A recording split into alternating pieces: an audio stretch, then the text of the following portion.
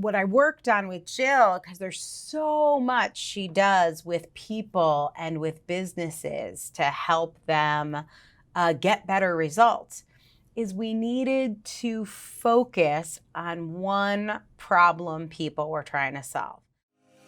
This is Page Up with Dr. Angela Lauria, helping you write a nonfiction book that gets clients, drives revenue, and builds credibility. Learn more at pageuppodcast.com. Hello and welcome to today's episode. I'm so excited to share these fundamentals on how to build a book that gets you clients. I really wanted to make sure you had all this information. I normally teach it in my master classes, which can run a couple of hours. And I know so many people these days are listening to podcasts.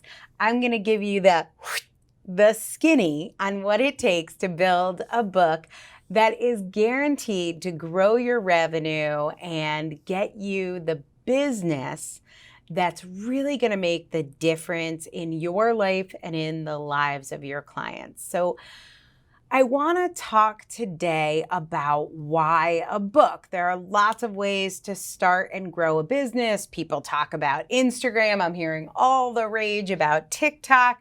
A lot of people teach you to do a podcast like this one to start a business.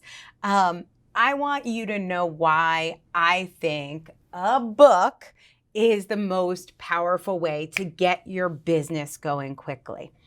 The first thing to really understand is there is a certain kind of magic with a book, and it's not necessarily a fair magic. I focus a lot of my attention in marketing around voices that aren't traditionally heard. Women, people of color, the LGBT community, indigenous people.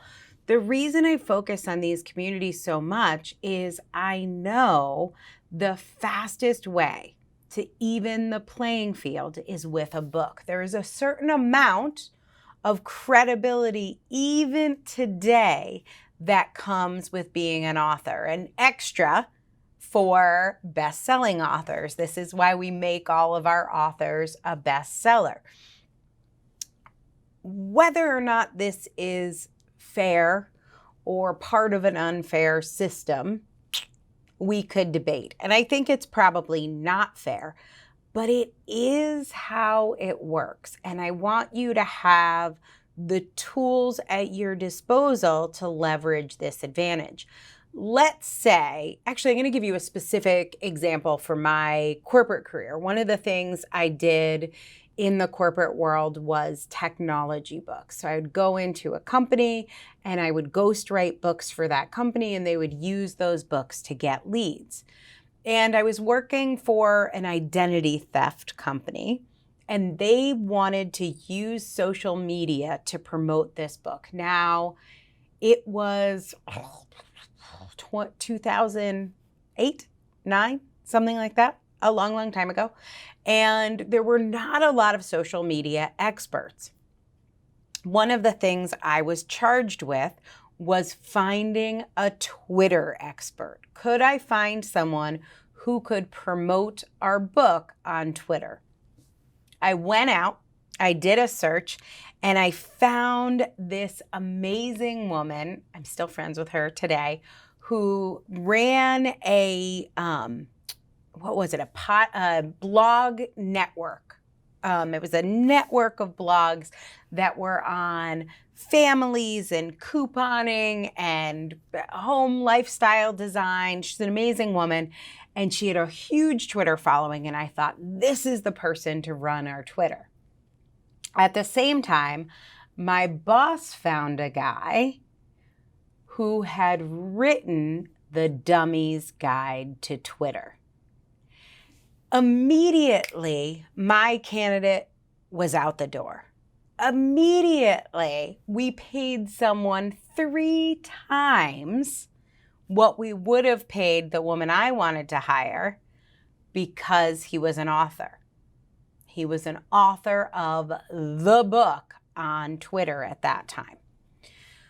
Immediately, if you are making a decision about who to hire to help you with your business, your body, your relationship, seeing that someone is an author and a best-selling author or an author in a well-known series, as was the case with TJ, seeing that makes it easy to make the purchase decision. Seeing that somebody has a podcast just doesn't do that. Seeing somebody's on TikTok, if I went to my boss and I said, hey, this woman's on Twitter, we should hire her to do Twitter, it wouldn't have the same effect, even though she had more Twitter followers than TJ, even though she was more engaged in the blogging world where we wanted to be with the clients we wanted, the prospects we wanted to see. The fact he'd written a book made that decision for my boss. So I want you to understand how to use this system to your advantage. By having a book, you will instantly get more credibility, 3 to 5 times more credibility, and then double that when we make you a bestseller. Should this be true? No. In fact, I think the woman that I had found was more capable than the guy who had written the book. But the fact of the matter is, a book will change how people see you. So, what kind of a book? That's the next question.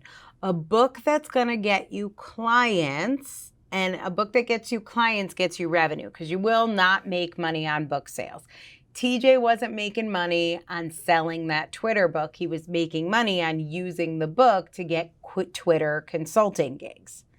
So the way a book makes you money is by having clients beg you to take them on, whether it's as a consultant in marketing or media, whether it's as a weight loss coach or a relationship coach or a life coach, whether it is as an educational consultant, or, as you'll hear in a minute, a business coach, a franchise consultant. We're going to talk about all those examples. But in order for a book to really generate revenue, it has to be a path to the readers asking to work with you. And not all the readers, of course, but about 10% of people who get the book will find out about your services, and about 2.5% of people who get your book will beg you to be a client. So how does that work? Well, step number 1 is don't write what you think people need to hear.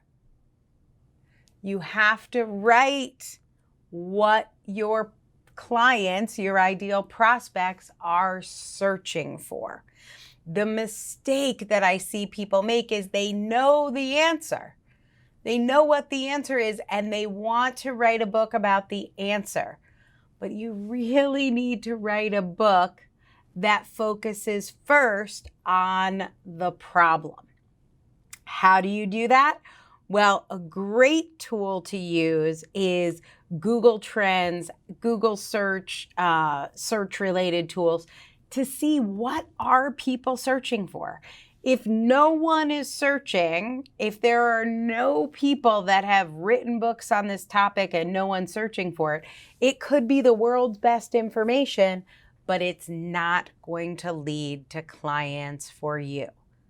So if we want to write a book that's gonna make money, then we have to write a book that's gonna lead to people asking about working with you and ultimately begging to work with you. And the way we do that is we solve a problem that exists, that is a known problem. So you can look on Google, you can look on Amazon, you can look on social media, you can do your own market research. We can work with you on that market research, but you have to get a feel for what people actually want to know. A lot of people come to me, and this was the case with Jill McCabe, who is one of our $250,000 authors. She's going to hit 1 million very soon with her book that just came out during the pandemic in the last few months. And what I've what I worked on with Jill, because there's so much she does with people and with businesses to help them get better results, is we needed to focus on one problem people were trying to solve. So while her services are really wraparound services as an incredible business coach, both in terms of strategy and most significantly in terms of execution, the book really focuses on that productivity piece, because her perfect prospects are asking, how can I get more done? How can I be effective? So you want to identify a clear problem that you can solve. You have to actually be able to solve this problem. So people have to have the problem and you have to have the solution. But we have to know what the problem is, right? And then the book is a demonstration of how to solve it. This is the first key. It's the first principle I want you to really understand. A book must solve a problem if it's going to generate revenue. Now, do fiction books or creative writing books make money? Yes, for sure. But I can't teach you how to do that. That's a little bit of luck and lottery winning.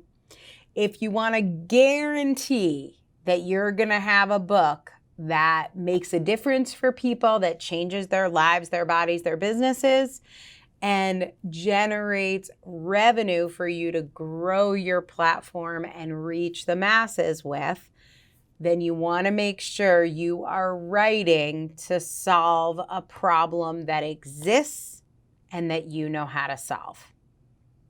Okay? Principle number 2, and I won't be able to get to every principle today, but we're going to carry this conversation on in the next episode as well. But principle number 2 is you gotta not sound like a robot. You have to sound like a real person that we can connect with. And the way you do that is by writing to one person. I call it writing your book as a love letter to one person. So when my client, Roseanne Austin, who is a fertility coach, was really crafting her book, there are lots of people that deal with infertility, people with medical issues, people of all ages. There are a lot of reasons why people are facing infertility. But for Roseanne, her ideal reader is a career woman like her. Roseanne was an amazingly successful student and then lawyer. Someone who has put their career first and all of a sudden and woke up and she was 40 years old and the time had come to either have a baby or not, and it wasn't going well. By being so clear on that one ideal reader, Roseanne was able to build a $250,000 business very, very quickly. In fact, I think she just had her first 6-figure month within a year of writing her book. How? Because she spoke to one specific person. What does speaking to one specific person do? It narrows the focus of your book. So now we've got one problem and one person. You would think, well, how am I going to make $1 million business if I'm solving one problem for one person? What changes is your voice. And what will make people beg to work with you is something no one can steal from you. There's no technique. There's no tool. There's no even words you can write on the paper that will replace who you are. There are lots of business coaches. There's only one Jill McCabe. There are lots of fertility coaches. There's only one Roseanne Austin. Why? Because when they wrote their books, they were channeling this love letter, this connection. and sounding like a real person and not a robot trying to get an A from your English teacher is what really makes readers connect and keep reading. So being able to meet your ideal reader where they are, being able to really get into the mind of your reader so as they're reading it, they're like, wow, this person gets me. They understand my problem. They know what I need. That is how a book can be so effective in building your business. And the third thing I want to share with you today, I got to be honest about this one. I don't know that you're going to like it. But the third thing I have to share is the book is not the source of revenue. If you are thinking about how to make money from book sales, you are going to be a hungry soul. The way to make money from a book is to give it away. You can give away chapters as you write. You can give away a companion class. You can give away the ebook, the audiobook, the print book. If people buy it, that's fine.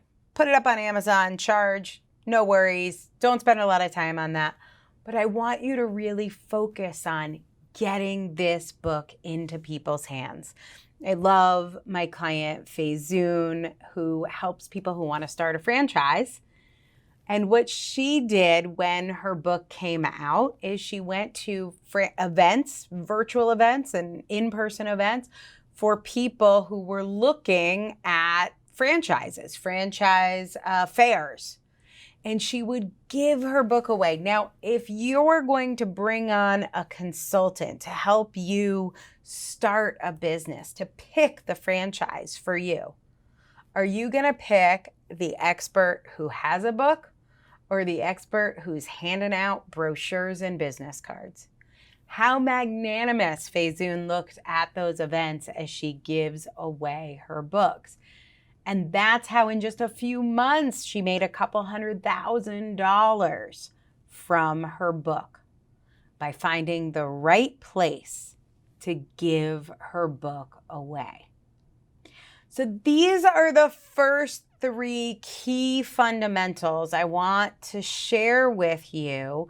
I want to make sure you really have this information and that it's sinking in. Now, this is the quick and dirty. I go much deeper into this in my master class, but the first 3 things that I want you to know, and then I'll come back and give you another bite-sized chunk of the training next episode. But the 3 things I want you to take away today is that, like it or not, a book can be the single fastest path to big success. And it requires 3 things. First, the book must solve a problem that exists that you can solve. Second, you must write it as a love letter, as a heart connection, not as a robot or a machine. You gotta sound like you. And third, you gotta give the book away. Give away chapters, ebooks, print books, give the book away. When you give the book away, you will find 10% of people want to learn more about working with you. 2.5% of people will beg you to accept them as a client.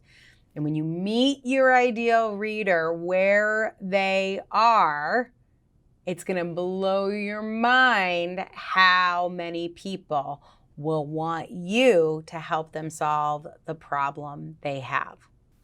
So if you're listening to this and thinking, I want support finding my ideal reader, I need support identifying the problem I want to solve, I would love to know more about how to build my business with a book, then I want to know you are invited to apply to work with us.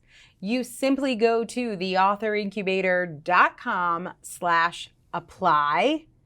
And if you mention this podcast in your application and we decide it's a fit for you to work with us, for us to work together on your book, then I have a special thank you. If you mention the podcast, then I will make sure the editor that you talk to throws in a bonus valued at $1,500. It is our program incubator package. That package is going to give you all the tools to create an online companion course to go with your book. So if you want the results that I shared, that Jill has as a business coach, that Roseanne has as a fertility coach, that Faizun has as a franchise consultant, if you want to build or grow a coaching or consulting business with a book, please go to theauthorincubator.com/apply. Mention this podcast on your application, and we'll get you the program incubator companion program add-on, a $1,500 value at no extra charge, if we decide it's the right time to work together to make your dream a reality. I know if we make that decision, you will be one of our amazing success stories, because at the Author Incubator, we are changing the world one book at a time. If you're ready to build your business with a book, take my free class at pageuppodcast.com. Hey there, hope you enjoyed that episode. I've got a special treat for you. We've gone back into the archives and we have grabbed some conversations with the authors I talked about in this podcast episode. They are from other conversations I've had with them, but I want you to hear directly from them how becoming an author has changed their life. I know becoming an author can change your life too, but hearing directly from our clients on how they made a difference with their book and how a book made a difference for them is going to give you a completely different perspective. I'm excited to share these clips with you. I hope you enjoy them. Hello. So the Fearlessly Fertile method, I know this is your unique approach to helping people get pregnant. Let's talk about this book. Am I the reason I'm not getting pregnant? So this book is really a love letter to the lovably control freaky, type A, overachieving woman who's doing everything she can to get pregnant, but nothing is working. And I wrote that love letter because I was her. So where were you, and were you struggling with fertility yourself? I was a prosecutor in the state of California, and my career was dominated by my struggle with fertility. And the whole time I was going through it, I was thinking to myself, am I the only one? And as a woman who typically put her mind to something and would get it done, I was listening to what everyone was telling me to do, but nothing was working. And so I realized that I had to shift, I had to pivot, I had to figure out a different way because medicine had run out of options. I was going to say, what were some of the things you tried or you see that your clients have tried? I was in treatment for almost 7 years. And medicine had just been like, give up, go adopt. And at that point, I realized I had to go find something else. And when I did start asking different kinds of questions, I realized that there was an entirely different body of considerations for having my baby. So I completely stepped away from medicine and started looking into those things. And at 43, I conceived naturally despite ridiculously tiny odds. And that's what my clients do today. I love that. And you mentioned earlier you work with particularly women who are career oriented. Did you have to quit your job to get pregnant? No, I didn't. I didn't have to quit my job. And that's, I'll give you an example. So many of my clients, my practice is full of women who are at the top of their professional game. And one example in particular is a delightful physician of mine who's absolutely brilliant. And she came to me from Ohio and she was like, look, I have the chance of getting pregnant either IVF or naturally. That's less than 10%. She's like, can you help me? And I said, yes, I can. And within about 6 months of us working together, not only was she pregnant, but she was pregnant naturally. And right about now, she's getting ready to have her baby. I love that. That is so amazing. So that journey of pregnancy to me is so much like writing a book and trying to get, I struggled with fertility, like, and it felt like every month was another, like, I don't know, what's the opposite of a party? It was very sad once a month around my house. And I wanted to give up over and over again, but something kept pushing me through. For you, you just went through a book journey. What was the hardest part of your book journey and how did you overcome that? I think the biggest thing that I had to overcome were my own thoughts about writing. Coming from the legal background and coming from a super conservative thought about what a book was, it needed to be 5,000 pages and boring as hell. And I thought I had to cover up my voice. But what I love about this program and the way that you coached me was that I get to step into my voice and that I get to be who I am. And that's the feedback that I've already gotten from this book is so many women are telling me, are you in my head? And that is truly one of the greatest accomplishments in my life, to be able to share what I learned with other women, not only so that they know they're not alone, but that they can see a path to success. Let's do April 2019 compared to April 2020, or if you have another, just like, where were you when the pandemic wasn't a twinkle in anyone's eye in terms of revenue in your personal life? And then what happened for you in April in terms of revenue, your personal life, your home? I want to get a sense, and you don't have to do April of 2019 if you want to pick another date, but I just want you to say, where was I this month in comparison to a non-pandemic month? Jill, I'm going to start with you. What a crazy 2 months to compare. Last April, I was going to write my book. It's go time. I didn't, because I needed your structure. I'm dyslexic, so I needed that structure to take. Thank God you figured out that structure. So last April, I was just getting back. I had been in Singapore. I had been working there with clients, working in Bali, had an extended trip. It was also cool that I was going to come back and write. I came back, actually had pretty much an upside down experience with my partner, my live-in partner, who was not super great with me traveling around and doing all this work, and sort of landed in this, frankly, a huge depression. So, and I had really hit this, probably one of the lowest points, like, I had had 2 years of rehab after a car accident, or 18 months, lowest point probably since then. And just couldn't, like, just was like, almost like, what is left? Like, I just felt so drained. People actually, interesting, like, people not happy for my success last year, like people, like good friends, sort of like being angry about my level of success. And that sort of made me pull back a little bit, and kind of feeling badly for all the success I had. And so I actually just stopped. I went from being super like, everything's great, to like, and kind of going inward. And then if you just like skip past a whole year of overcoming that, and all sorts of other things. This April, I released the book of, when we said I released it, and then I've had an unbelievable April. I've done in a month what many businesses would be proud to say they did in a year in sales. So was it like 2 or 3 times what you were doing last April, or was it like last April was? Yeah, off the charts. Like, I'm saying, I did in the month of April what some people would be excited about doing in a year. So it just was huge. And I did that. And what's interesting is, because all these people are saying, well, I have to pivot because of the, and some people really do. And I did have some clients who had to pivot.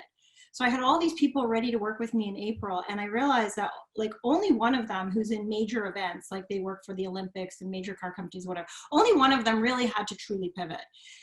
And everybody else, like, I'm working with like a chef, artist, writer, coaches, and all of them, not only did they not have to pivot, we kind of just had to realize like they needed to be virtual, right? We had to create a virtual way of having a business. But all of them are actually making sales right now. Yeah.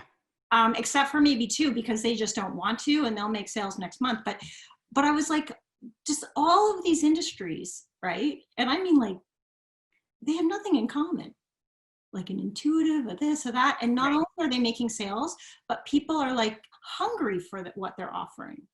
Yeah, So one of the things that makes me super nervous right now is the number of sudden experts on pivoting your whole business. yeah. There's like 3,429 offers on change everything. Most people do not have to change everything. Now, if you were doing catering for the Olympics, yeah, they do events, installations for the Olympics, but I've actually, and some other companies, but I've actually been working with them. And you were talking about the cool virtual stuff. So I had to pull them out of my program because my program didn't fit their needs. So I'm working with them, and they're actually creating stuff like what you're talking about, Angela. They're creating these cool, wicked, like, because no, people aren't going to stop needing to be entertained. People aren't going to stop, like, as human beings, we can't help but want to build ourselves. We can't help but want to grow. So it doesn't matter that I have a cook, an intuitive, a novelist, coaches, like an IT guy, like all of them are successful because other people realize, yes, some people don't have the time because they're dealing with their families. That's cool. Some people, it's not the right time for them. They need to kind of go inside and heal. But some people need to keep going. so for you, was April one of your best months in business, best month in business? April is probably my one of my top months in business in my life. It's amazing. April 2020. April 2020. The world is ending, or maybe not. Sometimes I feel guilty about that, but it's true that it's really like, no, you know what? I'm going to call it. It's like the best month in business in my life. Amazing. It's amazing. So much of that, and there are a lot of people who are having great months. That is possible. And so much of that is what's in your head about it. Like, you showed up for your clients. I said, we're going to make this work for all of you, and you're going to have amazing businesses, and they're going to work. And I don't exactly know how, and I'm going to do whatever it takes. Let's do it anyway. I love it. This book, The Right Franchise for You. You help people pick out which franchise they should buy. Lots of people buying franchises now, changing their life direction, living their dreams, realizing there's no time but now. Can we share a little about this book, your journey? What are some of the best things that have happened to you, people you've helped, things that have changed in your life? Oh my gosh. How much time do we have, Angela? No, it's been a journey. I know. I think first of all, really, it would be remiss of me if I didn't begin by saying, I can't tell you how deeply grateful I am to you and the Author Incubator team for really helping make this book a reality. It had been up here and it had been in here for so many years. And the way in which it all came together, where there was someone in every step of the process to help me along whenever there was an obstacle. Overall, your wisdom and your guidance throughout the whole process, leading us through, in those moments when we didn't think we could make it, where we felt something wasn't gelling, coming together, and you basically said, sit up, otherwise I'm gonna kick your ass. And you did. And it was fantastic. It was fantastic. So I have to first say that. Really, Angela, the book is my, to use your words, paraphrase your words, the book is my love letter to that one person out there, that one person who is an employee, who is in the corporate world, who may have felt their soul die a little bit every single day for years on end.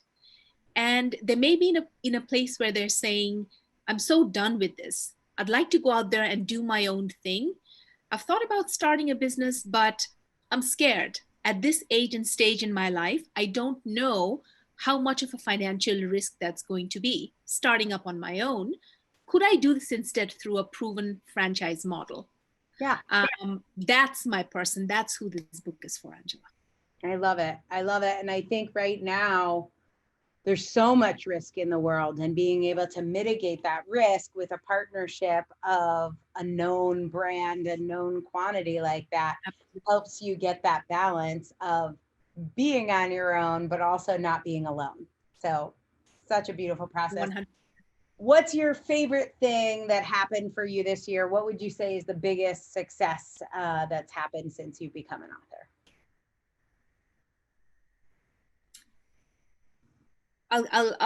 There have been quite a few. I think the biggest thing for me has been getting messages and emails from complete total strangers who've bought the book, who've said, for whatever reason, it really resonated with them. My story resonated with them. They too are an employee and they're feeling very, no pun intended, disenfranchised with their current situation. And they're thinking, how can I turn this around? For me, that's incredibly gratifying, because at the end of the day, if I am able to touch just one life and help change the trajectory of their career and their life, then the mission that I had set out with, I think, has been accomplished. But very importantly, the one story I'll share, Angela, it's a client of mine. He had heard about me, and he had picked up a copy of my book, and he reached out and he said, listen, this is my story. I'd like to work with you.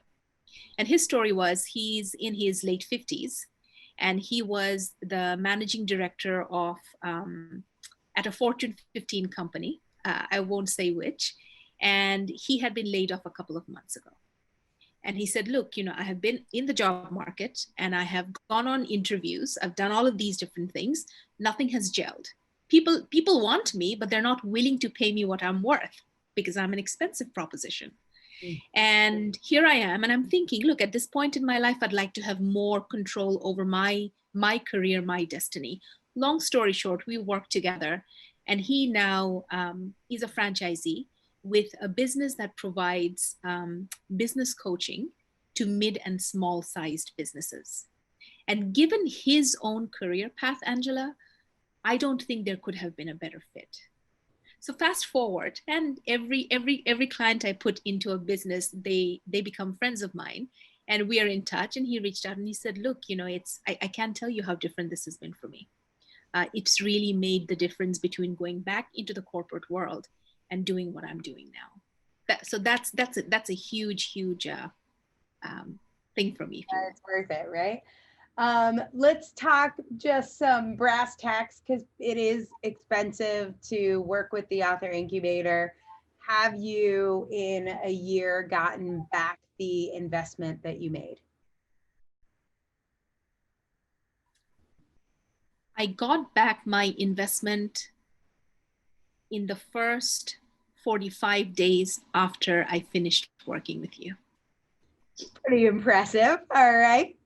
And have you got, like, can you kind of track maybe 3x, 4x return, something like that?